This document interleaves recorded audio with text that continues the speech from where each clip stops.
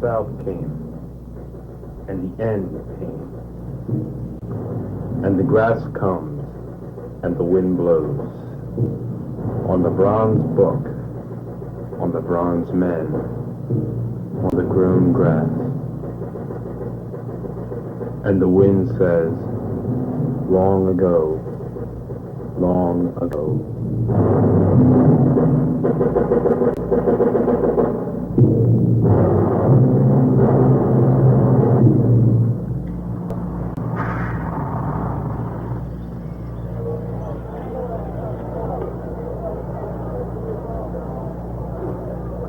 So here we are, Gettysburg.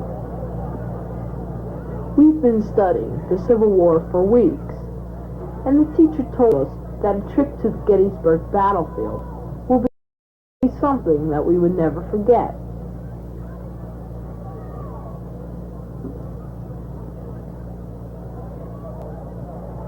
I don't know. How can anybody get so excited over some war that took place more than 100 years ago, and one little battle? As the bus came closer and closer to the park, all we saw were fields and farms. They didn't have tanks or bombs in those days. What kind of battle could this have been?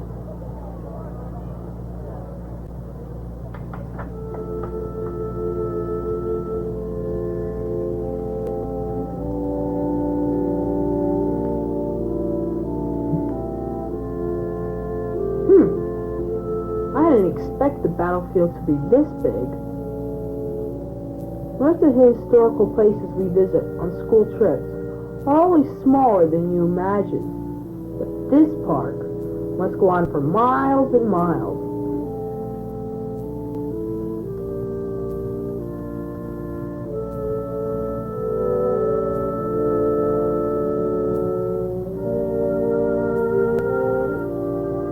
I'll bet it was neat to ride a horse across those fields.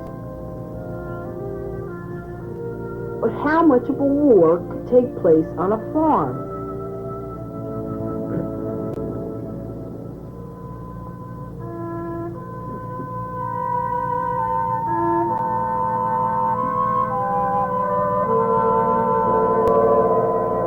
We'll probably be walking all day. Great. My feet hurt already.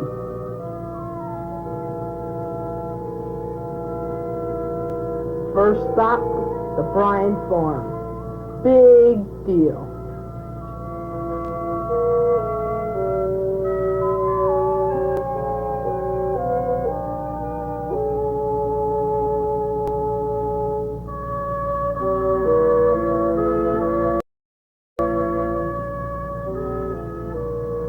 So this is the Bryan Farm.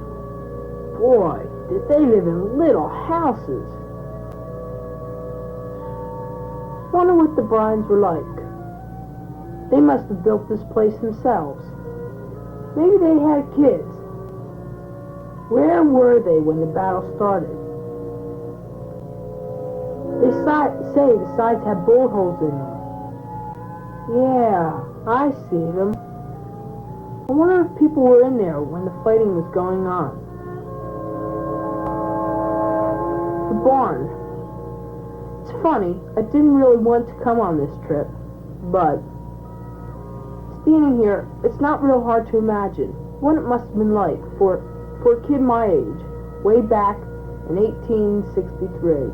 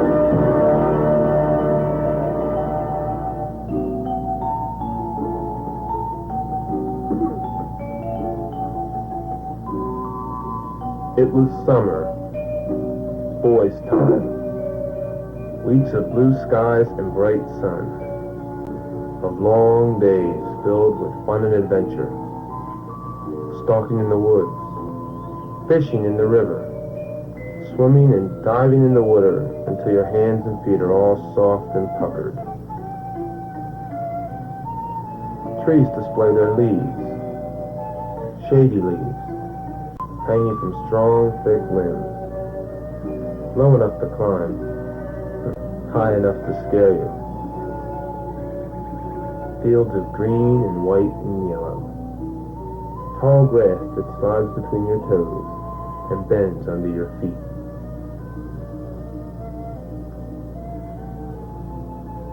Sleeping out on ground that stays warm long after the sun's gone down. You can lie on your back and look for miles and miles into that black sea of the sky. Fall asleep, counting those millions and millions of stars.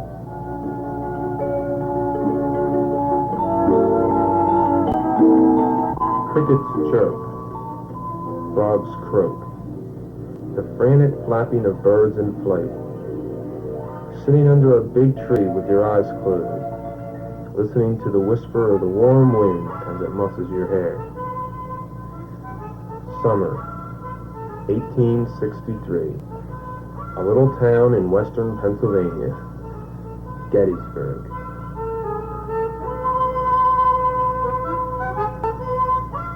This was not like other summers. There was a war going on, a war that had continued for the better part of 2 years. But now, it was drawing closer. The news was of this battle and that. Strange sounding names of distant places. Names, lists, casualty lists.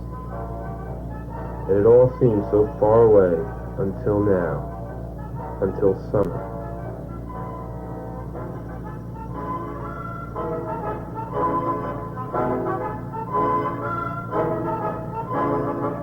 A boy can run and swim and fish and laugh and lie on the grass and think.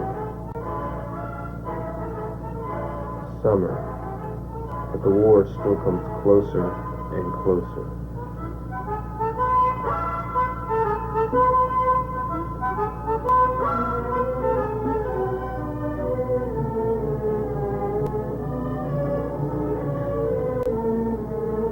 Gettysburg was just a quiet little farm town in 1863. But by the beginning of that year, the Confederate Army had made a number of successful advances. Inspired by their gains and further motivated by the deteriorating situation in the South, Lee's army invaded Pennsylvania in the direction of Harrisburg.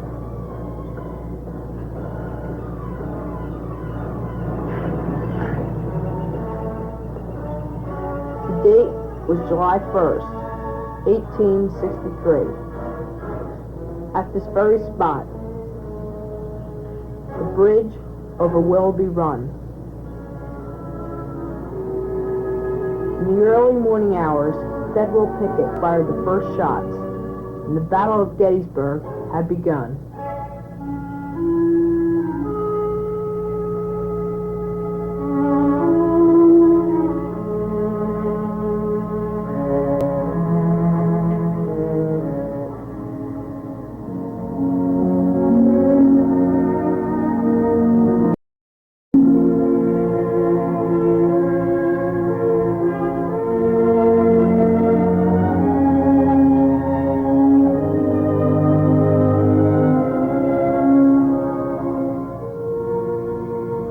War is not just guns and bullets. War is not merely charging and retreating. The clamor and cries of battle are not the only elements of war. There is something else. There is the human side to every war. Battles are struggles among men. The cost is measured not only in terms of munitions, artillery, and food, but by sons and brothers and fathers must leave those whom they love to fight for that which they believe.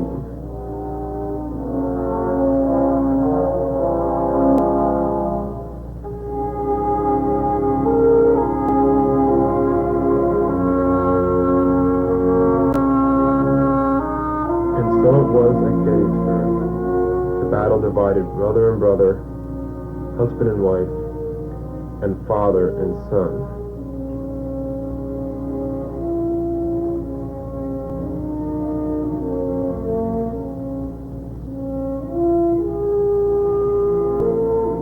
Summer, and the war was as close as your heart.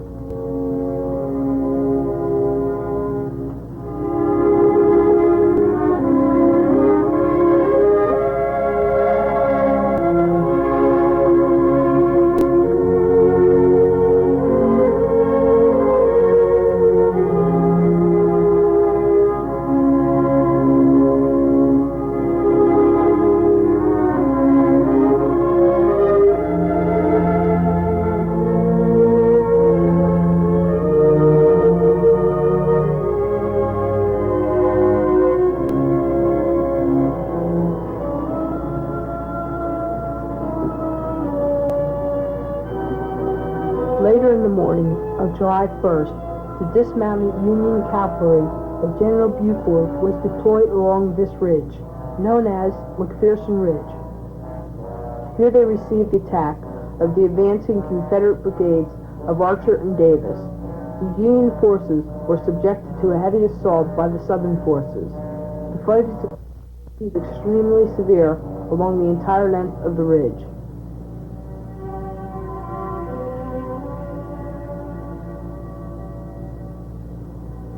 Gettysburg would no longer be remembered as a quiet little farm town.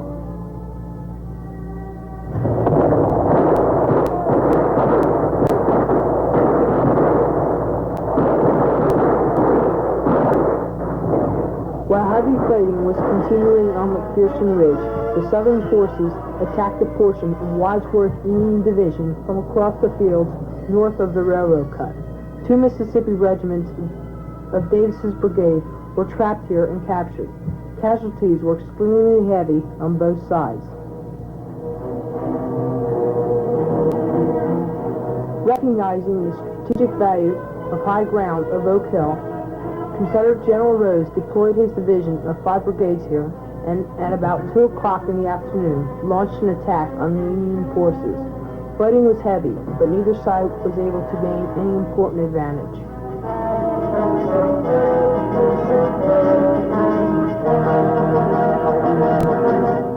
Oak Ridge, where Colonel Edward A. O'Neill's Confederate brigade attacked Union General Robinson's men. Although Robinson's forces practically destroyed a Confederate offensive from the north, in later action his entire division was forced to retreat. The first day's action, July 1st, 1863.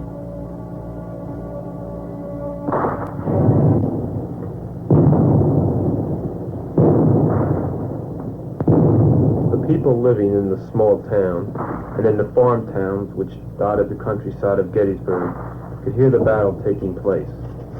The crack of the rifles, the roar of the artillery, the cries of the men, the hoofbeats of 1,000 horses. How can you sleep? How can you rest?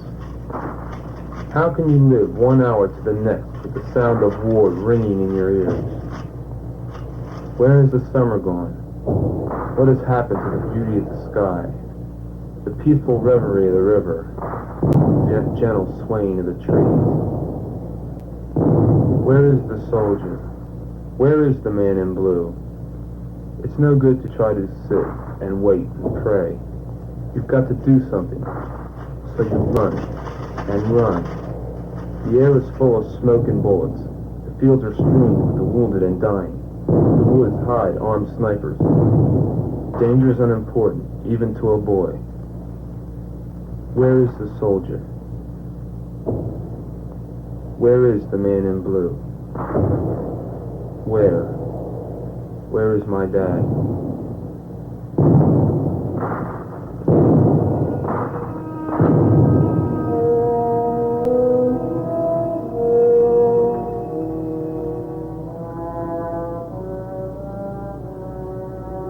July 2nd, 1863.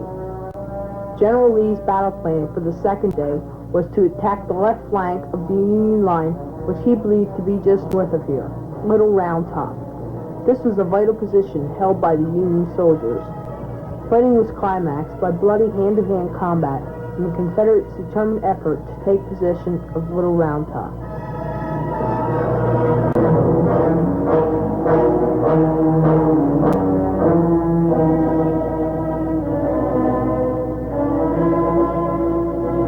However, across from Little Round Top, at Devil's Den, the Confederates continued to hold this position till the very end of the battle.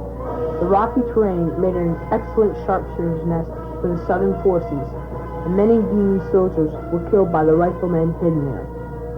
A Union patrol leader reported, "The dead in Devil's Den are thicker than the autumn leaves."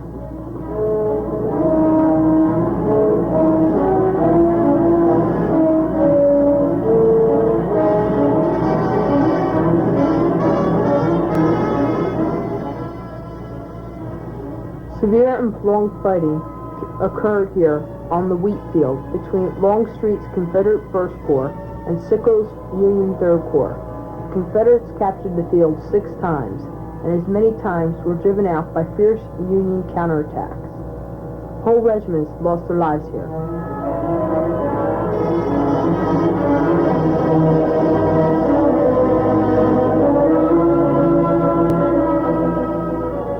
Culp's Hill, a vital Union defensive position.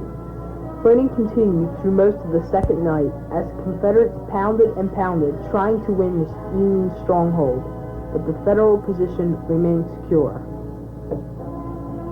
The second day.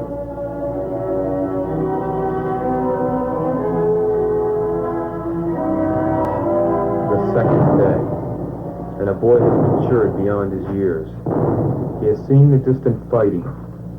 He has heard clearly the noise of battle. He has seen the twisted bodies and the glazed eyes of the dead. The war was once so distant, and is now all too near. Where is the man in blue?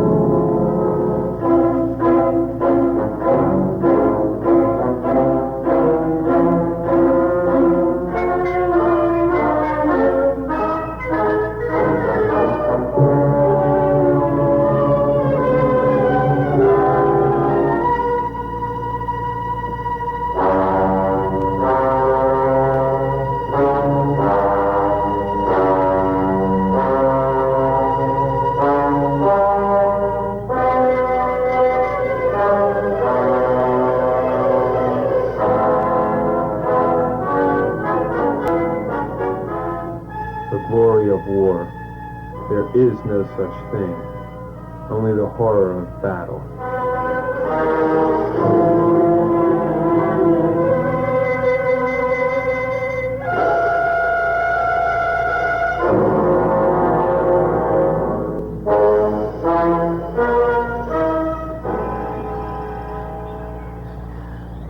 The third day, July 3rd, 1863.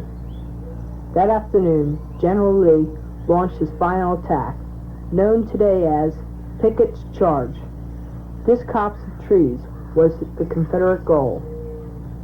Lee mustered all his resources. At 1 o'clock, the signal gun sounded, and 142 pieces of Confederate artillery opened fire.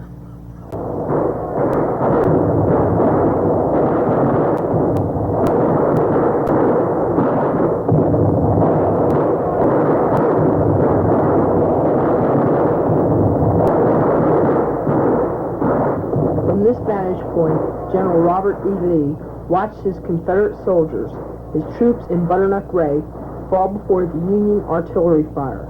Pickett's charge was a disaster. 71,000 men, Union and Confederate, were engaged in this one day's fighting. Thousands lay dead and dying as the battle came to an end, and the remaining Confederate soldiers took their wounded on the long journey home.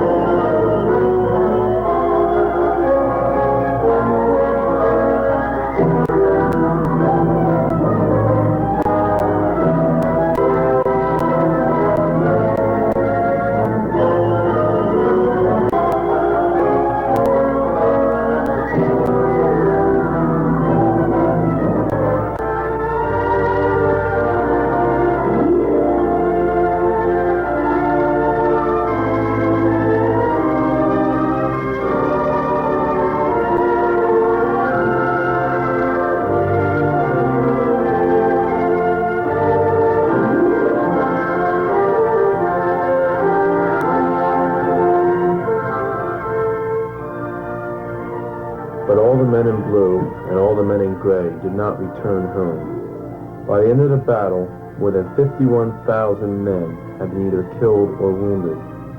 The Union had won the battle, but at a tremendous cost.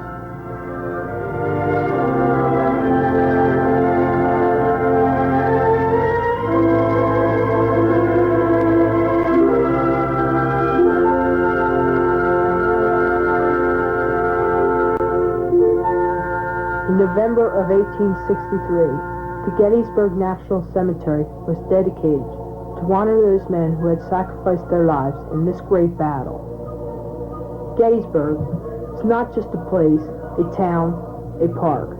It is a living symbol reminding us of those 3 fateful days long ago. The battle has long since ended, and grass covers those places where men fought and died.